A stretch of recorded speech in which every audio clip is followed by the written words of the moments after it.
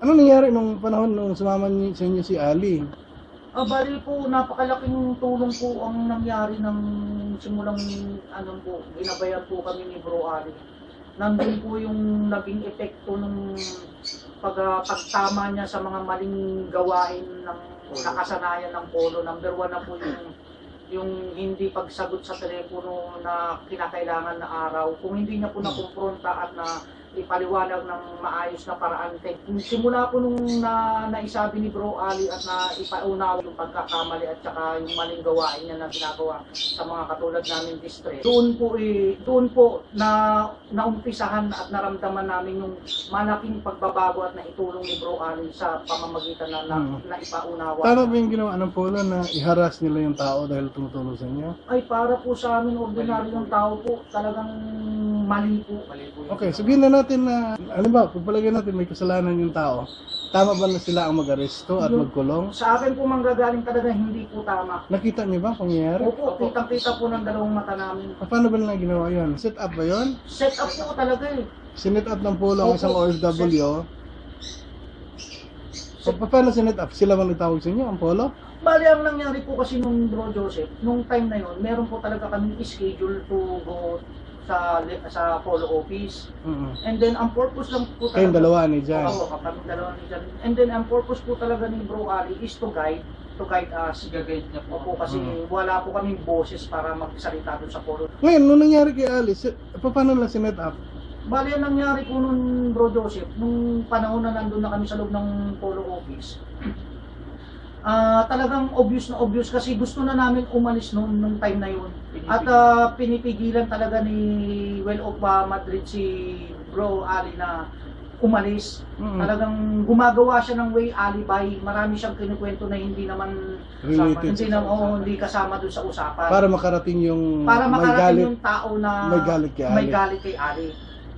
Yun na nga po yung talagang nangyari. Nung time na yun, may isa siyang polo officer na pinapasok at tinuro si Bro Ali at na wala naman inisip si Bro Ali na ibang reason bakit siya ipinakilala doon. So na-realize na lang namin yung Bro Joseph after nung nangyari yung set up. Nung umalis si Ali, ano nangyari? Nung hindi po nakaalis si Bro Ali. Nung time na yun, talagang nagpaalam na si Bro Ali na aalis na. Pinayagan na. Yung po pala, nandun na yung tao sa labas. Papasok na po sa pintuan ng, nakaabang na po sa pintuan ng polo office yung taong may galit Nakita sa mo kanya. yung dalawa yon. Opo, kitang-kita po namin. Nung nakalabas na si Ali, anong nangyari? Nung nakalabas na po si Bro Ali, hindi po namin kasi kilala talaga ng dalawa yung tao na Humarang. Opo, humarang kay Bro Ali. Akala po namin is talagang nagbabatihan lang. Nagbibiruan lang. Noong time na yun, bigla tong nag-react yung humarang kay Bro Ali. Doon na yung time na hinawakan po siya dito sa kamay at sinabi na, ibalik mo yung pera ko, sabi ni Bro Ali. Meron tayong tamang batas na dapat sundin. Meron na tayong nakahain na reklamo. Doon tayo sa Jubil mag-usap. Huwag mo kong ganituin dito dahil alam ko ang batas, sabi gano'n ni Bro Ali. Doon na po nakita namin hanggang habang nagsasalita sila at hinaharas na itong isang tao na hindi namin kilala na may galit pala sa kanya. Doon na po namin nakita na hinawakan siya at hinila-hila siya, pilit siyang gustong dalhin ulit, ipasok. Isang tao lang? Hindi po, ito po ang nangyari. Nung nakita na po na itong Mario na to, na Sino Mario? yung Mario na isa daw po sa soon to becoming na magiging driver ng Polo Hoa, yun po, tumakbo po din doon na sa pagitan ni Bro Ali at saka yung umaharas kay Bro Ali.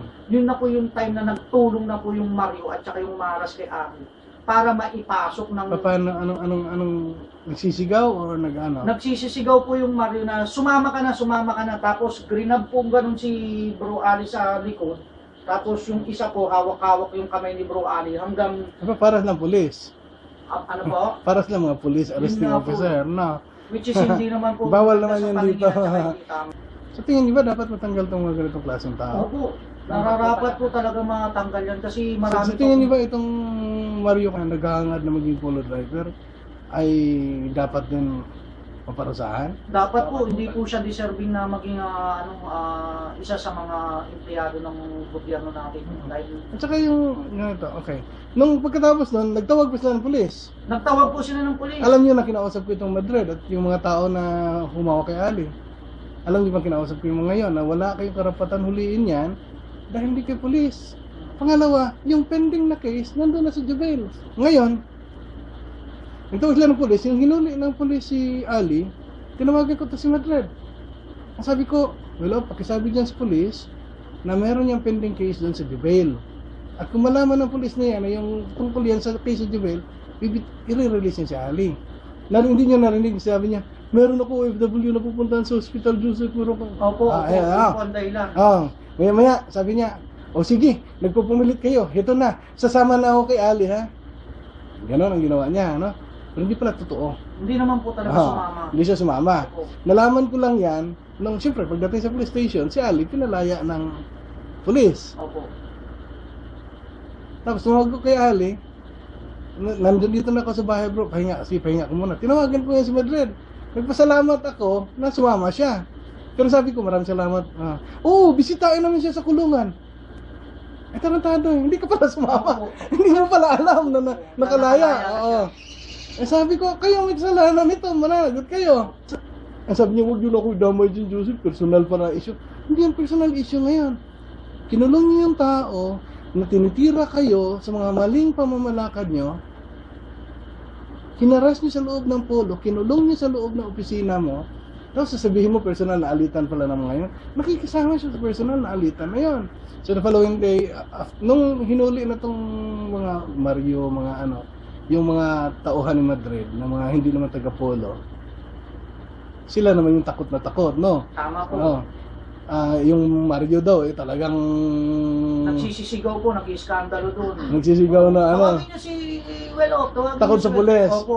Okay, sabihin ko sa inyo, yung harassment na gano'n, hindi yun palalagpasin ng batas ng Saudi Arabia. Kasi kung may alitan kayo, may galit kayo sa tao, wala kayong karapatan mananakit. Opo. Wala kayong karapatan manghuli. Wala kayong karapatan manghulong. Kung may atraso mo kayo, magreklamo kayo sa police station. So ay nilagay nila yung hustisya sa sarili ng pamamaraan, makukulong sila for moral damages at yung kasalanan nila sa batas na hindi nila nirespeto. Kasi hindi yung tama eh. Hindi mo kayang daanin sa dahas yung paghahanap ng hustisya. May pulis tayo, magsumbong ka. May korte tayo, magreklamo ka. Pagdating sa Pilipinas, sabihin yung parehong katotohanan. Ha? Sabihin nyo to, magreklamo kayo sa doli, itong polo nyo dito, walang mapipili. Opo. Walang mapipili. Pero yung harassment, nauna pa kay Silver Clean Nauna pa yan kay Conijo. Sino yun?